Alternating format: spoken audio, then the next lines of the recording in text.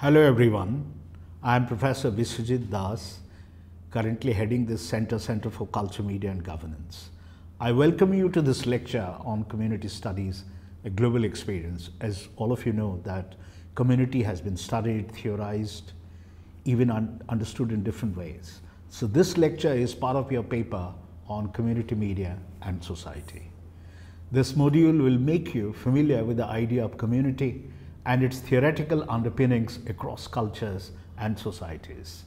In this module, we have discussed various both European and American scholarship on understanding of community. Besides, an attempt also is made to understand community as well as the rise of community studies that deals with contemporary issues faced in the community, resulting in disconnectedness, fear, mistrust and suspicion. This module also deals with communicative turn in community that discusses about the shift from locale to interaction through media technologies and its implications. While understanding community, it is important that a conceptual engagement of community exists as a category, but our ways of understanding it have changed over a period of time. It haunts us in our imagination, no matter the type of community we belong to, be it offline or online community. Community exists as long as society exists, and there cannot be any society without any community. Indeed, it has a checkered history. However, over a period of time, there is an attempt to delink our understanding between community and society. Scholars have studied community from differing perspectives. Most of these perspectives may be categorized in terms of emotion and reason. As Berger rightly points out, that community may be viewed as tradition, while society is referred to change. Community refers to feeling, while society is attributed to rationality. Further, as Berger refers, community is warm and wet and intimate. Society is cold and dry and formal. Community is love, society is business. This quotation sufficiently captures variable meanings in understanding the relationship between community and society. This variation may be referred to the scholarship that witnessed the cultural and social changes in society as well. Accordingly, scholars have aligned their positions either to the emotional loss wrought by societal changes on the one hand. On the other hand, societal changes are inevitable. European concern, while we discuss about the European concerns, we witness that scholars have attempted to study social change and its effect on community for a long time. For instance, Karl Marx studied the impact of industrialization and urbanization on community. Accordingly, Marx says that city helps in liberation and creates space for specialization. City also provides avenues for politics, showcasing skills and planning.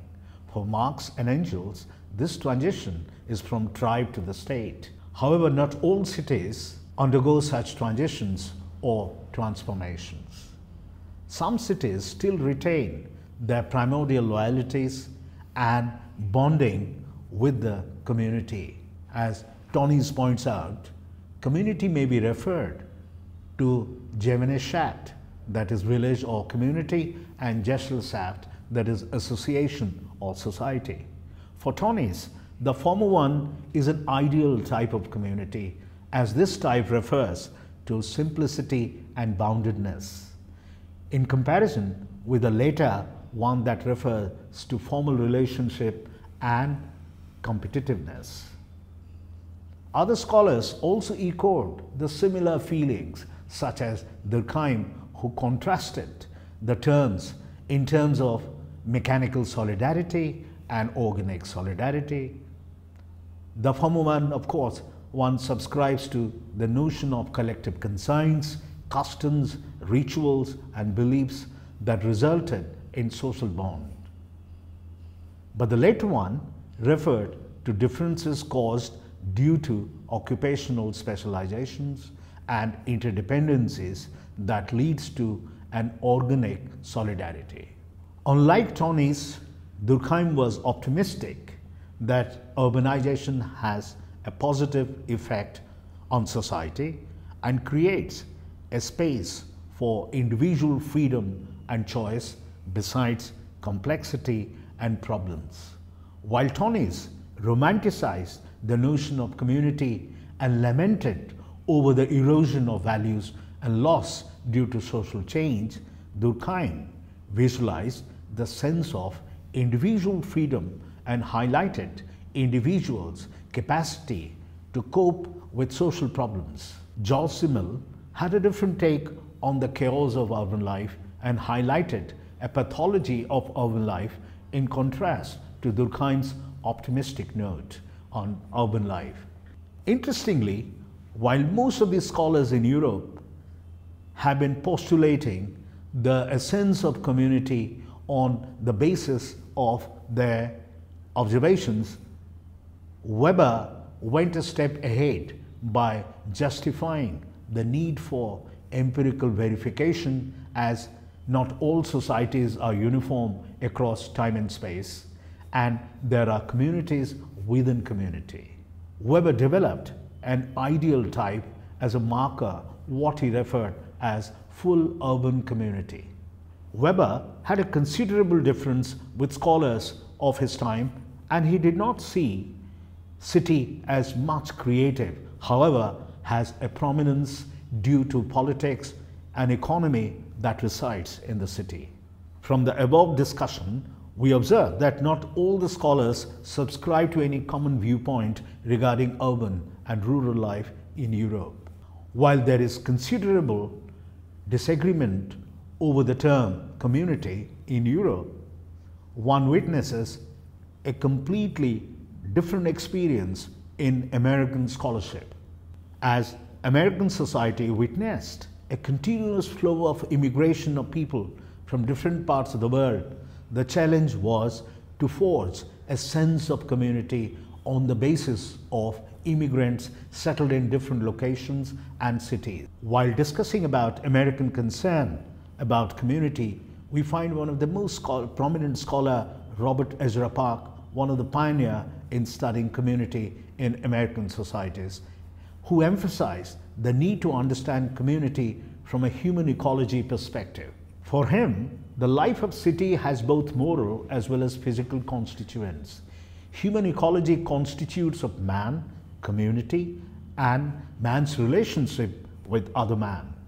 Park used almost a biological metaphor to describe community that is viewed as a web of life and reflects a sense of interdependency. Park was interested to study the social processes that caused equilibrium and disequilibrium in city. Besides, his emphasis was to depict the structure, process, patterns, and relationship within and outside the city. Park's study was an exemplar for other cities in America to understand the land use pattern for urban development.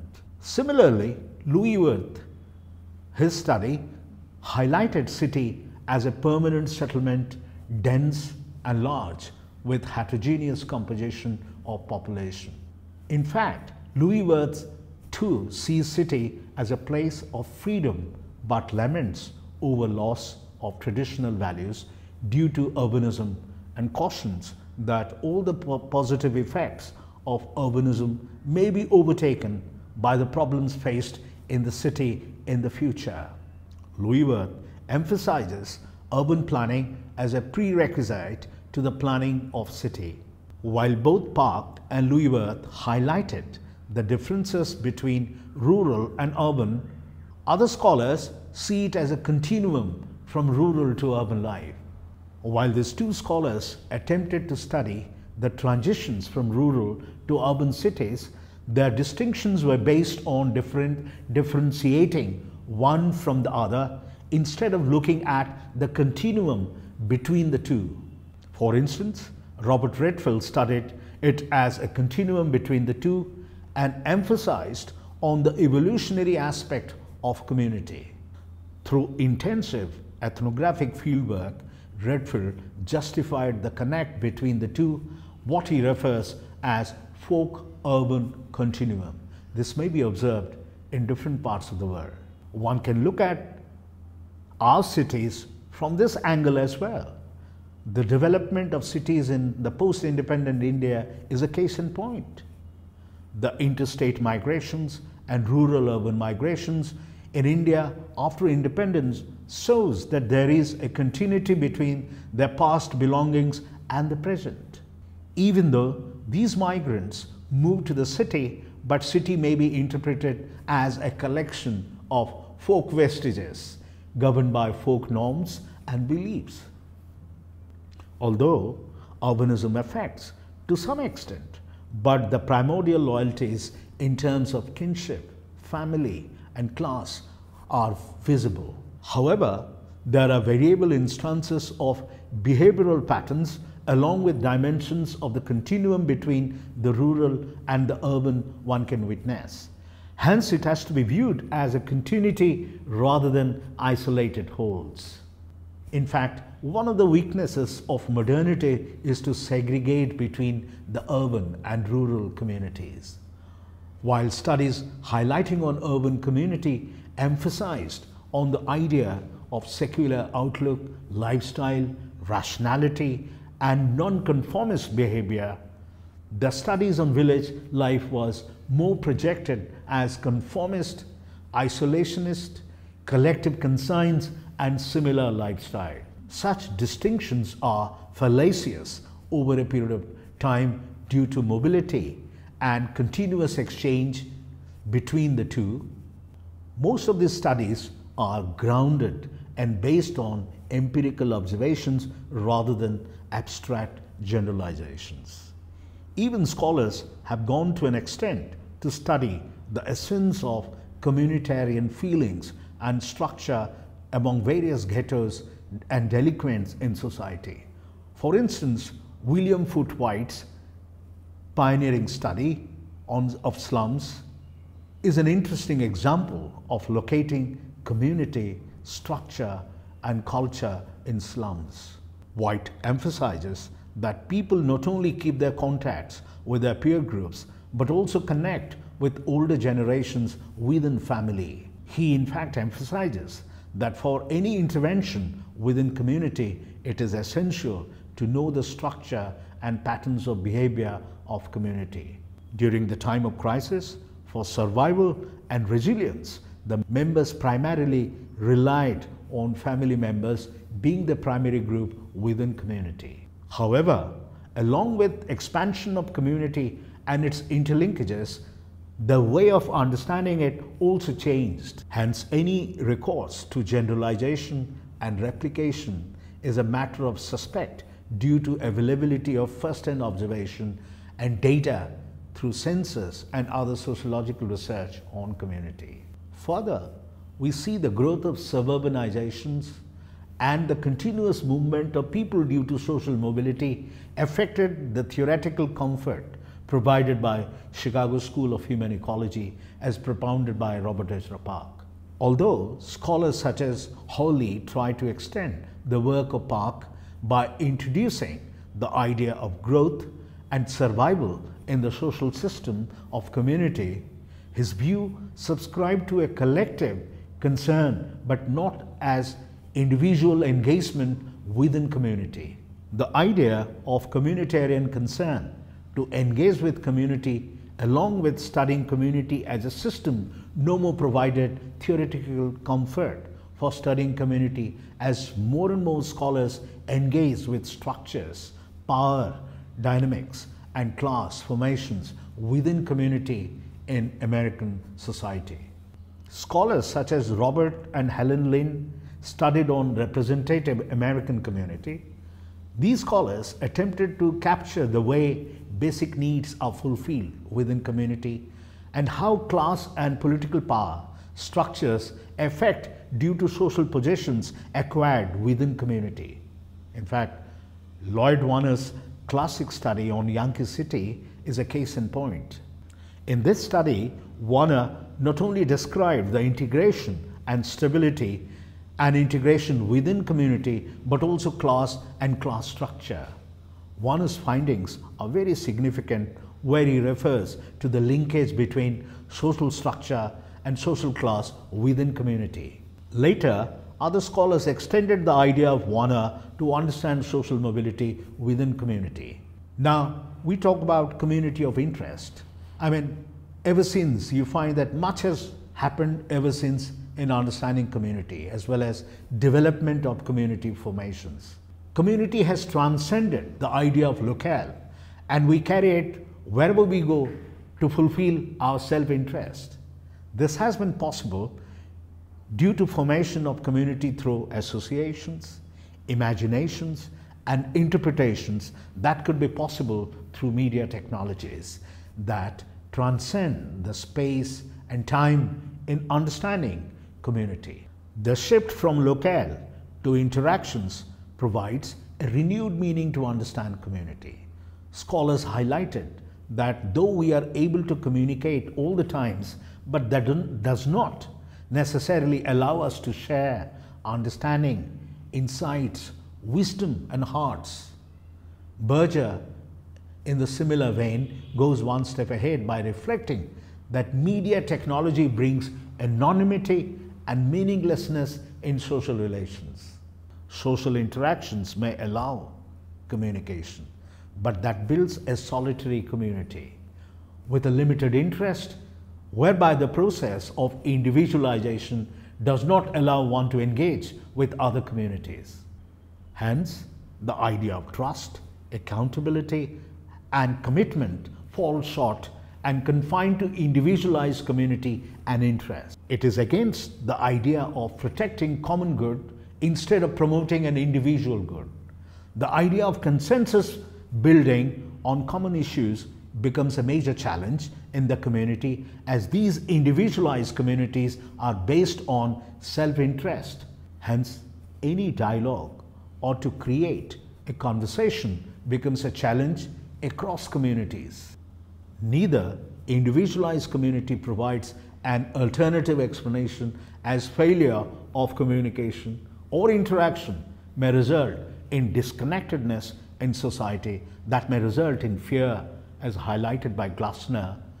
Glasner highlights that everyday message through media such as television and news through other forms creates a sense of culture of fear in community. Hence, identifying the real and artificial fear becomes a major challenge in the community. This also results in making suspicion about the institutions of creating and making fear. As Bock highlights, that trust to a large extent contributes to the foundations of human relations.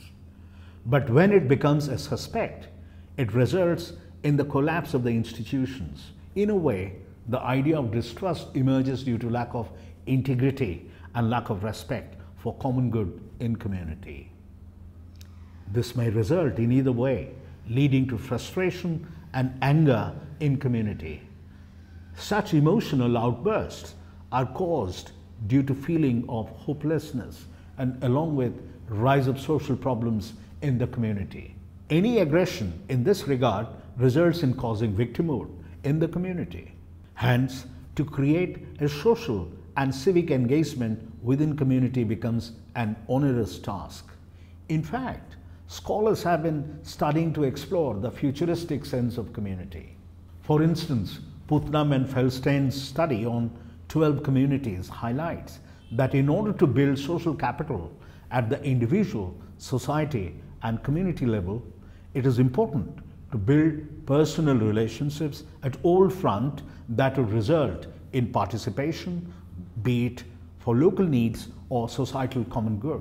Similarly, Wilkinson highlights the need for moral values as a marker of moral community that would create a common space for purpose and future directions in spite of fission within the community.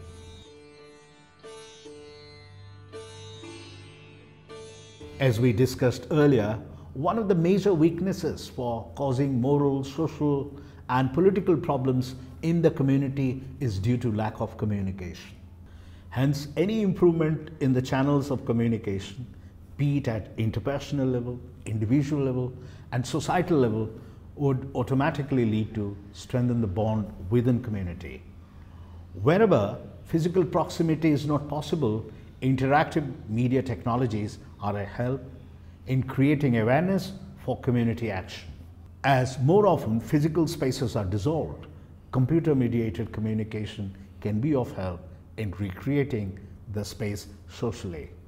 As Jones rightly suggests, that computer-mediated communication has added advantage as it helps in customizing social contacts that can transcend geographical territories and help in participation and interaction in communities of common interest. Though it may not help always in physical congregations, however, one's belief and practice may be reassured. Scholars have been skeptical about such virtual community formations, while protractors emphasize the emotional appeal and solidarity created through virtual community. Detractors would highlight the superficiality in modern society and community. One of the significant differences is that computer-mediated communication replaces physical appearance with language. Although in recent years, with the advent of computer revolution, video calling and visibility is possible, however, that may not replace physical presence. Most of the conversations through computer-mediated communication are typed. Hence, bodily involvement through gestures and postures may not be captured in the conversations. As Ruskov highlights, these are mere narratives. At best, they may be artifacts of communities, and our engagement with communities are based on reading such narratives. It depends on the users whether to be a member of such community, subject to his or her association and membership within the community.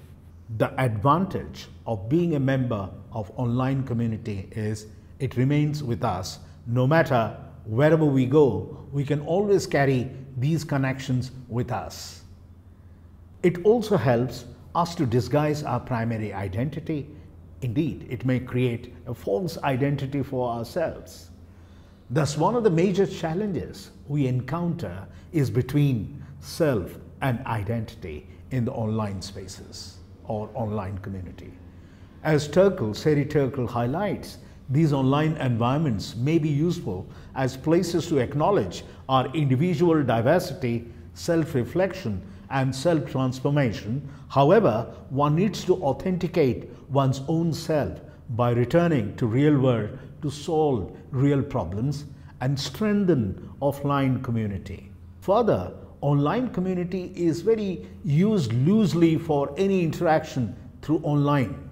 There is a need to understand the differences that exist. Scholars attempt to differentiate among groups, networks, and communities, while groups strongly emphasizes on the boundary and membership in a network whose members are strongly interconnected. However, similar is not the case with online groups. It may not be treated as a group unless the members fulfill the mission and goals of the group. On the contrary, networks are relations based on connections that may transcend boundaries. In fact, Granovetter's study highlights the way people communicate, be it individually or in groups, and the patterns of relationship. His study interestingly brings out the nature of weak and strong ties or relationships based on the needs, information flow, and what shapes networks. However, such distinctions may not hold tight as more and more people are using online for social support, companionship, and finally to seek information. Hilza and Turov rightly opine that even in some instances, net users consider electronic group members as close friends. The more time they spend online with friends, the more their ties become stronger. However, Putnam cautions that in spite of engagement through online, one should not forget ties with the real world. Anyway, we cannot dismiss or underestimate the role internet has played in our lives. It has become a part of our everyday life, especially in the urban area. The rural area is not going to lag behind with the recent policies of the government of the day. We live in a society where there are more mobile phones than the toilets. Further, the penetration and diffusion through mobile telephones and internet is increasing day by day. Although such relations may not provide a comfort at the household level to be together, however, at individual level, they remain connected to friends and relatives.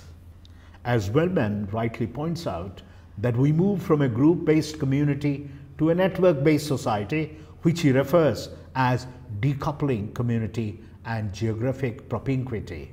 His study exemplifies that neighborhood per se may not be cohesive because of living closer to each other, although this may be possible in an alien cultural setting. However, in India, there is a strong sense of neighborhood in the rural areas. Gradually, these ties are breaking along with migrations to the urban communities. One should not end with a very depressing note about the weakening of ties or breaking of communities. Rather, one must end with a note that communities are broadening along with media technologies. Finally, we should not forget that media technologies have facilitated interaction across cultures and communities and families and friends and other members with whom we would like to associate in our everyday life. In conclusion, I would like to summarize as that we discussed the scholarship in European and American society.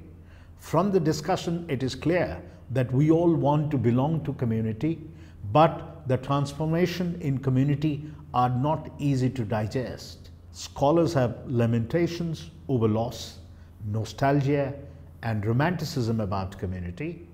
On the other hand, change is inevitable. Communities have moved from public to individual good. This results in sense of uncertainty in consensus, dialogue, and creates fear, anxiety, and aggression and frustration. Civic engagement in community is at a loss. Communities have moved from geographical confines to representation and imagination through interactions by media technologies. Further discussions are made on to what extent these media technologies resolve dilemma between self and collective identity, privacy through online media, and the distinctions between real and virtuality. I hope you enjoyed the lecture. For more details, please read the module carefully and attempt the questions at the end. Thank you.